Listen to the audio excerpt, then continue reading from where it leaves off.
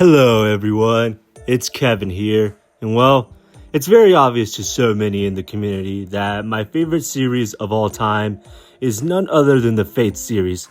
And in this community, I've always tried giving myself every chance I get and to shill and present to everyone Fate ideas that I think are really cool. Many ideas have seen the light of day, have been successful, and there's a lot of ideas where they've gotten more popular because it feels like I had some influence on it, and obviously that makes me happy. Though with other ideas, well, not so much. And when it comes to this video, I fully expect there to be ideas that get no talk from anyone in this video, especially in this part of the 100 Fate matchups set of videos. And so when it comes to introducing this video, well, I have made it a goal for such a long time to reach 100 good Fate ideas. And I think a couple weeks ago, just a while back, I finally reached that goal.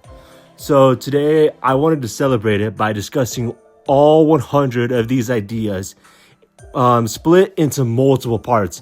With today us talking about the matchups from number 100 to number 80. So without further ado, it's time to end this yap session from me and give you all my ranking from the 100th idea to the number 80 idea. Alrighty, so my number 100 pick is none other than Mash Kirilight versus, I believe her name is pronounced Fina, but she is from the Chain Chronicles series. But this is a much longer connections when it comes to it, so I'm mostly going to give you the TLDR, which is main gacha females with the same general story going on, the same arc, same relationships, and most importantly, the contrast of Mash's big artifact is the ultimate defense way above her physical stats, while Fina is the ultimate offense way above her physical stats.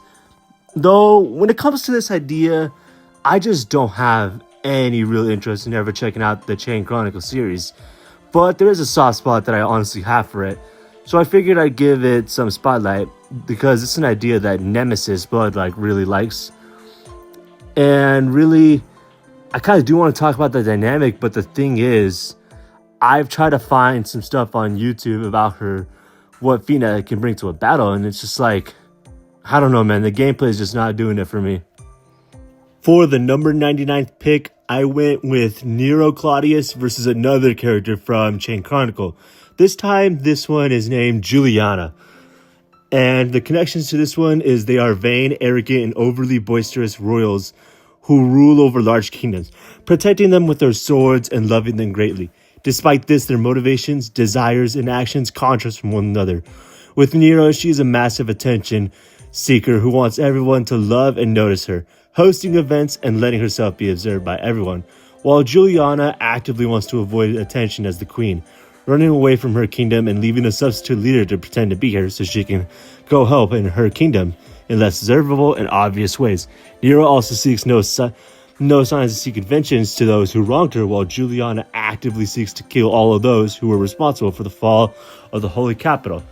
So when it comes to this matchup, it's I kind of like it maybe a little bit better thematically than Geats, but I think I favor Geats more just for other reasons, really. And when it comes to this matchup in general, it's the same thing. It's the same stuff I said about Mash and Fina, if we're being honestly, because I don't care that much for Chain Chronicle. Now, I do give props to this idea that unlike 99% of Nero's ideas, this is one of her much more thematic matchups, although I do feel like there's much different focuses that I think would be better for Nero, which is why I think Geats is still the better matchup for Nero. Alright, and then for number 98, I went with Antonio Salieri versus, well, honestly, I'm not even going to try pronouncing that name. I fucking suck with Chinese name pronunciations. But he is from Grandmaster of Demonic Cultivation. The connections to this matchup are that they are both brilliant prodigies in their fields who were considered impeccably skilled but later had their stories turned into those of tragedy after being framed for causing deaths they did not cause. For Salieri having his name tainted by the title of the man who killed Mozart. And for Grandmaster Guy, he was being framed for multiple massacres and turned into a pariah by the world. Both of them would die and later be resummoned through ritual into new bodies whose goal was primarily vengeance-based, wielding weaponized instruments. For Salieri, it's the violin sword thing, and for Grandmaster, it's his flute, which they both use to summon spirits and demons to fight on their behalf due to their naturally frail bodies, which are, as a result, weak with course. Jesus, I'm literally massacring this. But anyways, ironically, Salieri's core is weak because he never made a great influence or did anything heroic, while Grandmaster's core is weak because he gave up his golden core in a heroic act to save his best friend's life. The way they are perceived and who they truly are both opposites, with Salieri often being seen as someone who is well composed and intelligent, but in truth has fractured due to his innocent monster skill and is naturally aggressive, while with the latter, he is seen as a fractured and unhinged individual who is more than willing to slaughter en masse, but in truth is a well-composed and intelligent person who sees the nuisance in all things. So, honestly, Grandmaster of Demonic Cultivation just does not feel like a series I have an actual interest in checking out. But I do like the aesthetic of this. I feel like a solid theme for a Salieri matchup. And, it being a whole music battle and everything, that's a cool ass vibe. That's enough to just really just win me over that easily. For number 97, I went with Tristan versus another character from Grandmaster of Demonic Cultivation that I'm honestly not even going to try pronouncing its name. But anyways, when it comes to the connections for this matchup, they are both incredible, handsome, and lean instrument players who use their instruments as weapons to cut down their opponents. Both are known as incredible archers and as being incredibly perspective, as well as having debuff abilities in swords. In fact, they are both known as incredible swordsmen and peerless talent. And lastly, both are known for being unfun and down all the time, but this is really due to events revolving around the ones they loved, but are also known for their strong morality and senses of honor that govern how they act and conduct themselves. So, when it comes to this matchup, I feel like it's just a very similar opinion that I already have with the previous matchup with Antonio. But the little I know about the Grandmaster of Demonic Cultivation character makes me see how this could be a really cool fight. I remember seeing a little gif of him basically pulling out his sword from thin air and then launching it. And I think that would sound really cool against Tristan. Plus, I think the whole vibe of, two archers that fight and use music in combat, all that stuff, that sounds awesome. I think that's an easy sell for me. But obviously it's this low because, well, it's another series that I don't have any real interest in actually getting into. Alright, so for my number 96 matchup, I went with Okada Izo versus, I believe his name is pronounced Jaggy, but he's from Fist of the North Star. This one has a very simple theme here, connections, which is basically they are members of one of four incredibly skilled warriors. For Izo, the Manslayers, and for Jaggy, the brothers of Hokuto Shinken, who are actually kind of losers, who despite being trained in multiple styles, fail to master any and end up being overly sloppy at times. And the two are motivated by a drive to kill a former ally who was responsible for their downfall, whom they will do anything to the point of cheating in battle to defeat. So when it comes to this matchup, I think now we're getting to I'm still unfamiliar with Fate Opponents series, but I still have some slight interest. And with Fist of the North Star, I do have some slight interest in checking out the series eventually. Though the big thing that really holds me back from wanting to push this idea is the fact that, I haven't gotten into Fist of the North Star yet, so I'm not really sure which characters from that series are perfectly good to use in a death battle, and fans of the series will look at me pushing a matchup with the character and think, oh yeah, this is a character that they want a good matchup for. I do, however, when it comes to this matchup, I do like the psychotic edge that this matchup brings. I feel like that psychoticness is exactly what an Izo matchup should have, and that's why I can rock with it. For my number 5 pick, I went with Kiara versus Belial from Grand Blue Fantasy. The connections to this matchup is that they are both hedonistic, lustful, seductive, and immensely powerful. These two are just as perverted as they are powerful, as they are classified as powerful beings within their worlds. Also, despite being quote-unquote holy, as one is an angel and one is a nun, they are anything but that. Their crazed lust is not limited to copulation, but also towards battle, as both will gladly fight with lustful intent. They're insanely horny and kinky. But deep within that, there lies actual affection for a certain man that they were once close with. One wonders what they were like before being corrupted and fallen from grace. Now, when it comes to this matchup, oh dear lordy, these are two down bad bitches. Mostly why I like this, as weird as that is to admit, honestly. But Grand Blue Fantasy does seem cool enough that I might give it a peep at some point. Honestly, the only reason why this is so low is because when it comes to Kiara, I think I just do not want to push a matchup for her, even if the potential might be like the most fire thing ever. For my number 94th pick, I went with Edmond Dantes versus Killia from Disgaea. By the way, hi there, Gran Tora.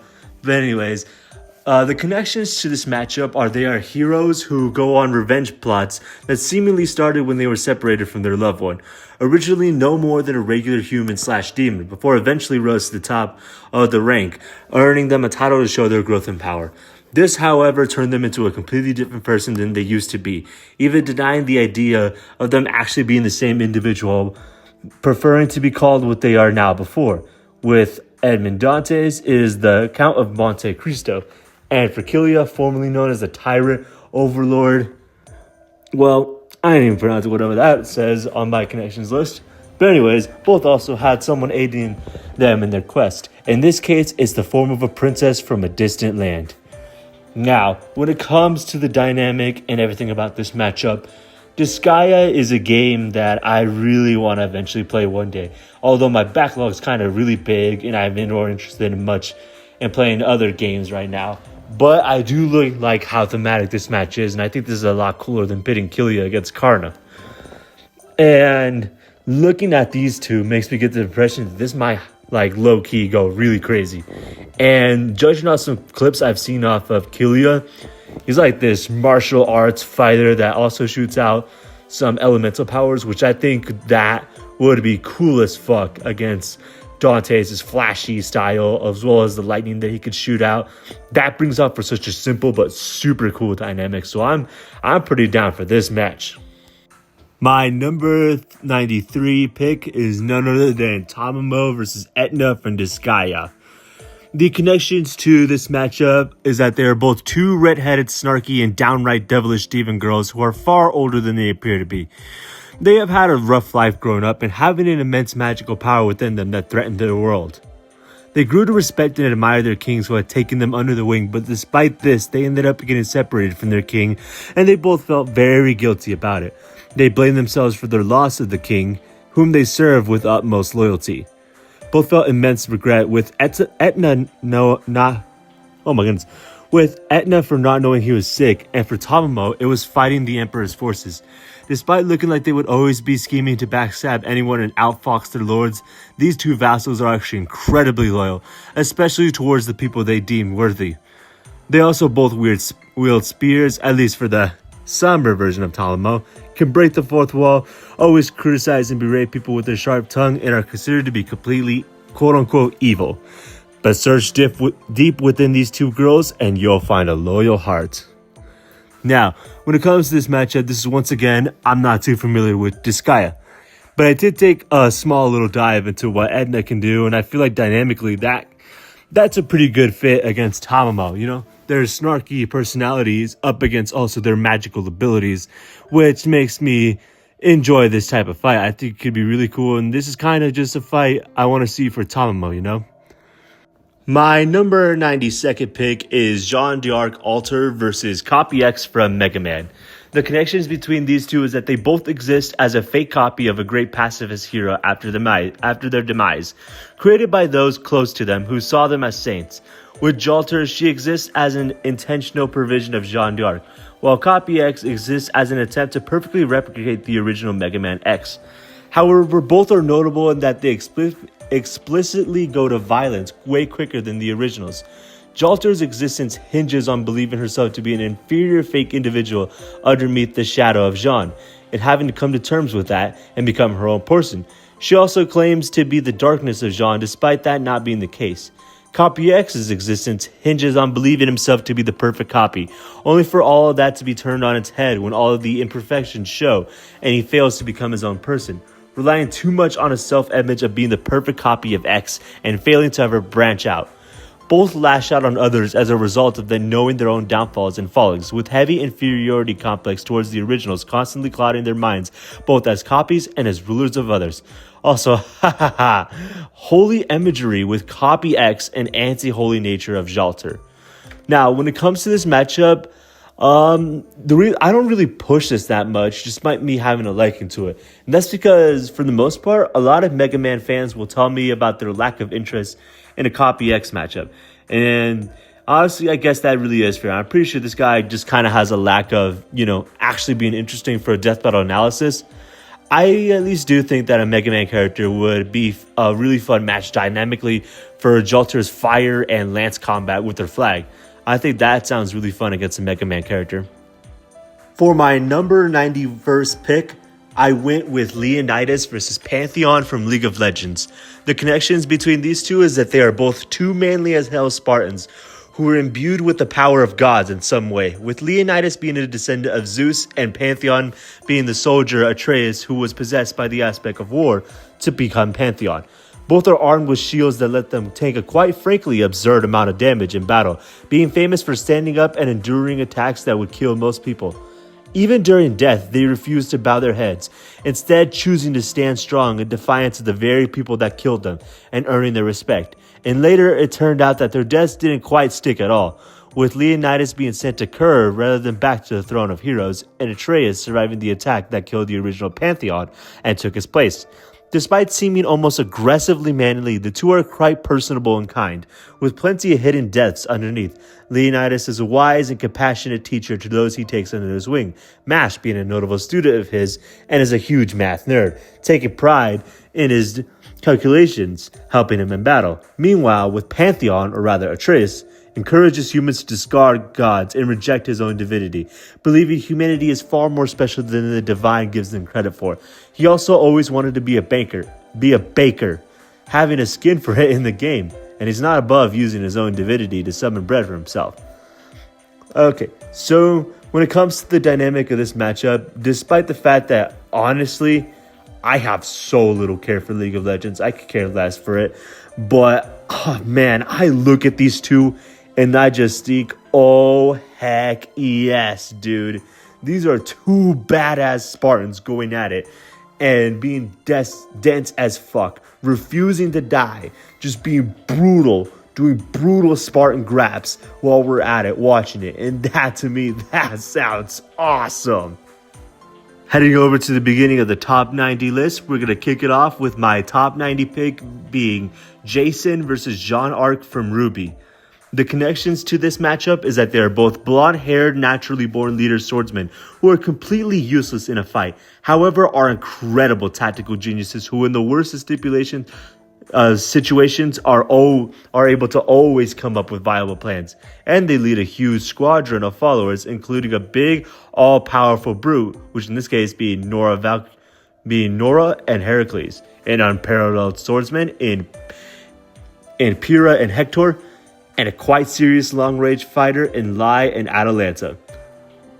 However, Jean is a person motivated to help others and always wants to jump into battle to protect them, while Jason is honestly a jit who doesn't want to do that at all and would rather, through Heracles, at all do all of his problems, though he would redeem himself a lot later on. Despite training with a highly skilled warrior, they still aren't especially outstanding with a sword, but run on their leadership. I think a matchup for Jason that genuinely makes tons of sense is just so funny to me, because as much as I do love Jason as a character, he's definitely someone I don't really want to match up for that much. Still, I do think dynamically this is a simple fun fight between two blonde swordsmen. Sure, you could try to bring in John's team against Jason, but honestly, nah, I'd rather not that. I prefer just letting Jason shine on his own. But maybe you could do Jason's Argonauts coming in at the end. Something like Heracles impaling John, but the blow of Heracles' sword, while it does impale Jean, it causes Jason to go flying without even realizing that, Jason actually won this match. Now getting into the 80s, we started off with my number 89th pick being Oda Nobukatsu versus Byakuya from Under Night and Birth. The connections between these two is that they are both pale and skinny kids who are often regarded as little more than massive simps for their sisters, devoting their life and body to the betterment of their sisters' lives. They will go out of their way to just protect and care for their sister, to the point of throwing themselves into the line of fire for them. Also, Byakuya's fighting style involves being an all-out fighter, while his sister buffs him with her EXS, while Nobukatsu's fighting style involves vaporizing himself to buff his sister, who is the all-out fighter. So, I just feel like the big reason I don't have this that high is because I really would not rather push for this because of the main theme of this match. Despite it, being a big part of both of these guys' characters. And even with the really fun dynamic of, Byakuya doing everything to battle against Nobukatsu and his guns and his mini Nobus, this still is an idea I don't want to push for that much. And I feel like there's got to be a better matchup out there for Byakuya. For my number 88th pick, I went with Sherlock Holmes versus the Doctor from Doctor Who. The connections between these two is that they are both wise, time-traveling, seemingly British individuals who appear human but are actually merely reincarnated into a human body that go around solving mysteries and fixing problems from eras and worlds they visit, using their intellect and speaking skill over physical strength. I honestly look at this matchup and mostly I like it because the idea of the Doctor meeting with the actual Sherlock Holmes sounds so unbelievably cool, and I'm really down for that. But I mostly don't push for this because I do think it's lacking a lot of how much fun charm the Doctor versus Rick death battle had. And I feel like if the Doctor has to come back, he should get someone that could be just as fun as Doctor versus Rick was. For my number 87th pick, I went with Bradamante versus Nanaze from Under Night and Birth. The connections between Bradamante and Nanaze is that they are both obsessive girls who can't get over this one guy they want for different reasons. Bradamante to love and Nanaze to throttle, who will go to any means to accomplish this goal and fight anyone who gets in their way. They're also not very bright, jump into conclusions too quickly, and need to grow up. So this is another matchup with Fate and Under Night and Birth. I genuinely do like this matchup a good bit because I think having Bradamante's lance and her cool projectile powers go up against Nanaze and her sword and her wind abilities would be such a really cool, simplistic, but just really sick fight. But man, the big thing that prevents me from pushing this matchup is the fact that Bradamante's design honestly kind of sucks. And I feel like when it comes to this community, I see a lot of people in this community that are generally super insufferable when it comes to bad character designs.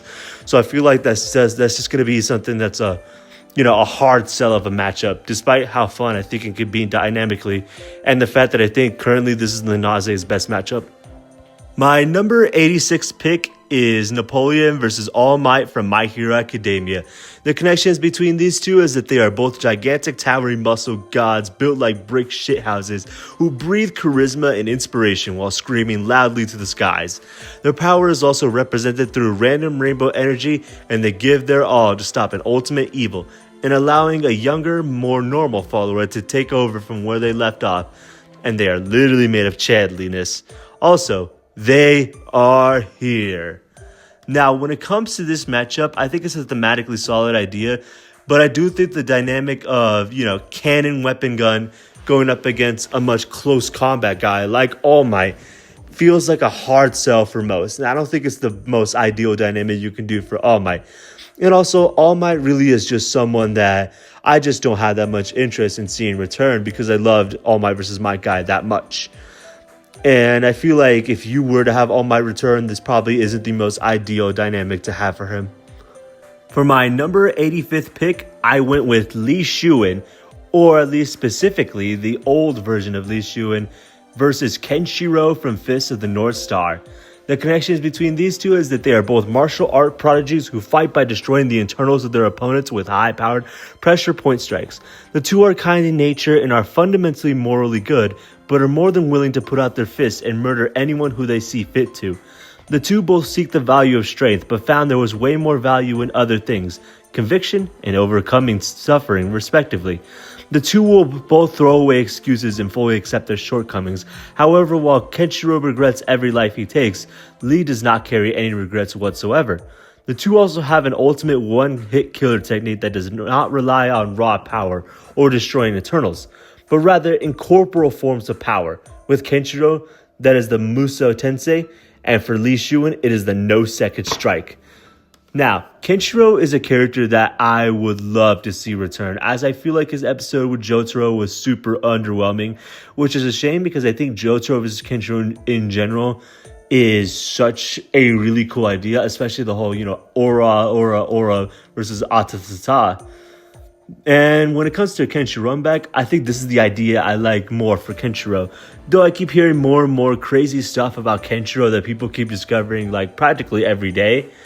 And while Lee Shuin is the guy that wins because he fucking stomps, it does make me remember how possibly does Lee match against Kenshiro's like BS at its strongest. Because Kenshiro, honestly, dude, Kenshiro is a freaking demon.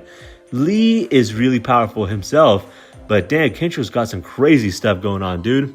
For my number 84th pick, I went with Frankenstein versus ABA from Guilty Gear.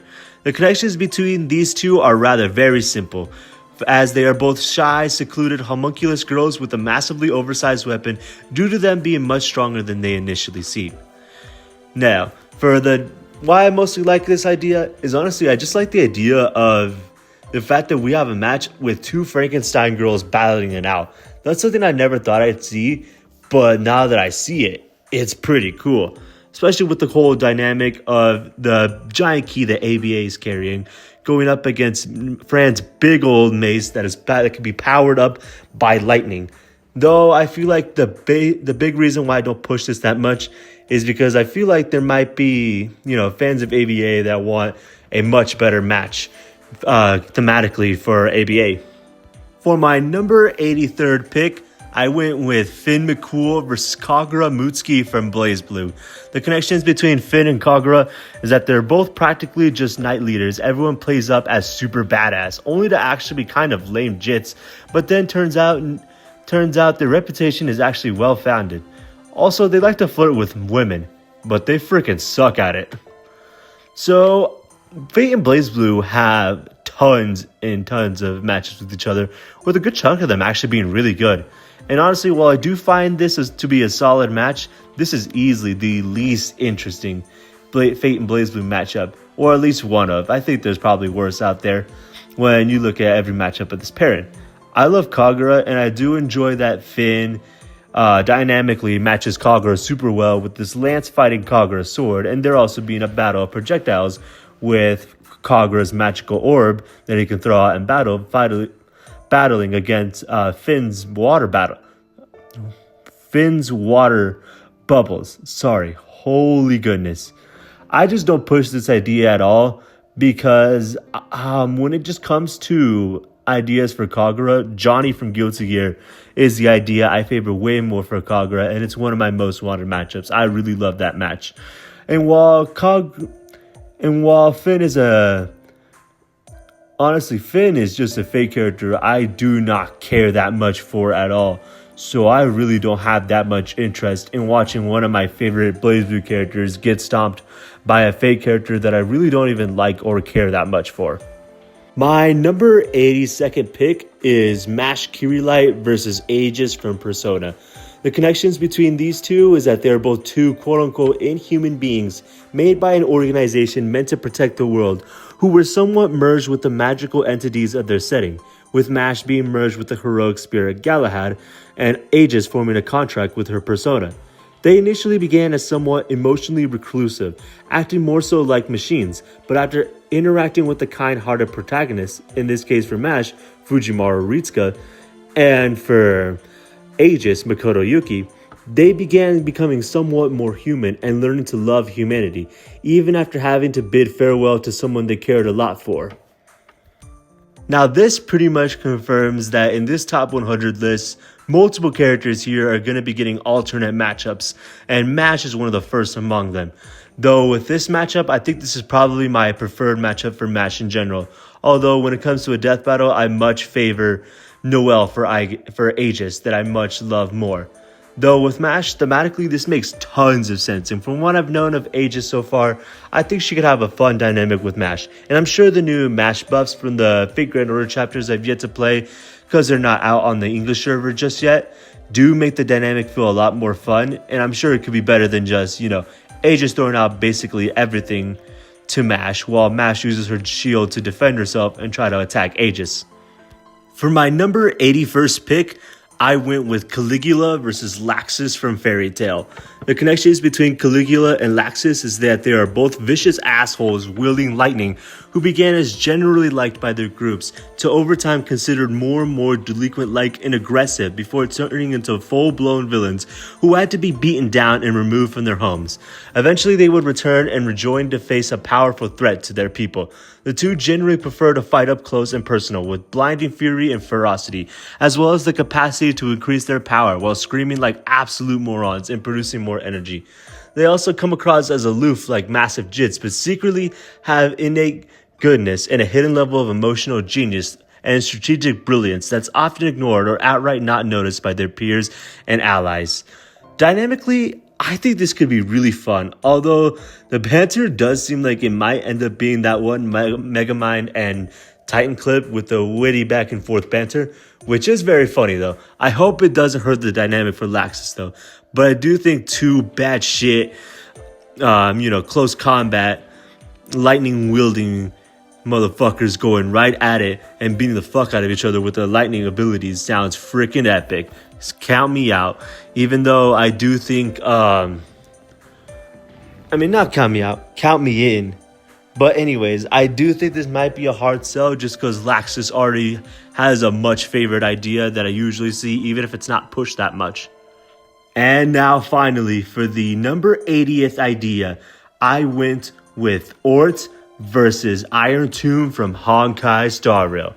Now brace yourselves everyone, because the connections between these two are long, people. This gonna be a long one. Anyways, the connections between Ort and Iron Tomb is that both of them are incredibly powerful entities whose existence is connected to a world that is isolated from the rest of the universe/timeline, whose powers are unrivaled due to their similarly grand origins. They both end up causing massive changes to said worlds, and their awakening is inevitable no matter what. And once they do, it will trigger an event that will cause the destruction of not just the world, but humanity as a whole. Their journey to awakening would be helped along by a person who feared what the current future would be or bring, even seeing it as a good thing. Yet even as they were just about to awaken, a brave hero would come along and try to stop them, stalling their efforts for millions, even billions of years. Despite having all the tools needed to cause the apocalypse, they both still found themselves unable to kickstart such process, rendering themselves dormant for an extended period of time by the heroes in question. Despite wielding such immense power, they are mainly driven by a single goal and little else. Eventually they would awaken, manifesting as absolutely gigantic beings towering over everything, at which points all hell breaks loose as the protagonists and their allies would throw literally everything they had at them in an attempt to stop, or at the very least, slow them down, including the inhabitants of the Lost Belt / Anforius themselves. One of those who opposed them was a being who was created for the sole purpose of helping them with their goal. For Iron Tomb, it was Phynon, and for Ort, it was Kukulkan. Only for both Kukulkan and Phynon to go up against Ort / Iron Tomb in an attempt to stop them. Eventually, they seemed to gain the upper hand on them, only for Ort and Iron Tomb to launch a massive fuck-off attack that nearly killed everyone, launching whole solar flares / Iron Tomb using the actually not that. And as if to make things worse, all of this was done while they weren't even at full power. They also created smaller, more humanoid beings that they can do battle in. with a contrast of how Ort appearing at the end of the raid battle as a last-ditch method to survive, while for Iron Tomb, ACHI showed up in the beginning of the fight against Iron Tomb, who was using it as a way to combat the heroes. Yet despite being so close to victory, they were eventually defeated by the heroes by one last massive attack. Yet the victory was bittersweet, for in their death the world was tied to them, was also destroyed, as well as its inhabitants, even if they would return later on. Now, with this fight, I think if I knew Iron Tomb a lot more, this would be so much higher for me, because I love watching the idea of two of the most dangerous threats of their respective verses that have caused destruction and have brought in this terrifying atmosphere of being, these threats to the universe. On paper, it's super exciting with, that idea in mind. And I think it sounds so cool to have many other forms go off against each other with the escalation and stuff. Though I wonder if Iron Tomb can survive against being crystallized. Regardless, they have lots of projectiles, lots of attacks to strike each other with. And I think, the funny idea of, Iron Tomb's smaller form battling against the big giant spider Ort form, as well as the UFO Ort form, before Ort eventually turns into his much smaller form, going up against a big giant Iron Tomb, which I think does make it a little bit more funnier that Ort still absolutely decimates Iron Tomb, because it's a fake god tier against Honkai Star Rail, so it's like, shit, rest in peace to the Honkai Star Rail character. This, if I knew more of a Honkai Star Rail, this would be so much higher for me, because when I think about it and talk about it and remember everything about that Ort could do in his fights, I think that would be so cool to see it in a battle. And the fact that you have someone like Iron Tomb, who is a similar type of huge threat that Ort is seen as, that's exciting for me.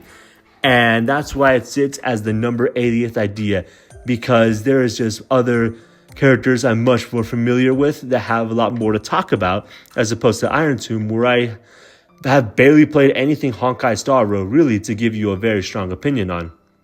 If you made it to the end of this video, thank you so much for watching the entire thing. It really means a lot to me. Keeps me motivated to keep making these type of videos. I hope you enjoyed hearing me discuss the first 20 of my favorite Fate ideas. And I'm hoping to eventually be able to give you guys the next upcoming part of this list, which I'm not sure yet how many matchups I'm going to talk about in that video, but it will come out eventually. And I'm hoping I can eventually do that. And let me know what you guys think. Did I sell you guys on any matchups? Are you further interested in any other matchups? Is there any you think I like that you'd be interested in talking about? What are your overall thoughts on the video here? I'm always open to lots of criticism, especially because I want to keep on doing these types of videos. So I hope to continuously improve and improve. Well, that should be the end of it. I hope you guys really enjoyed, and I hope you guys are anticipating the next one when I eventually release that one. Peace out, everyone. Thank you for watching.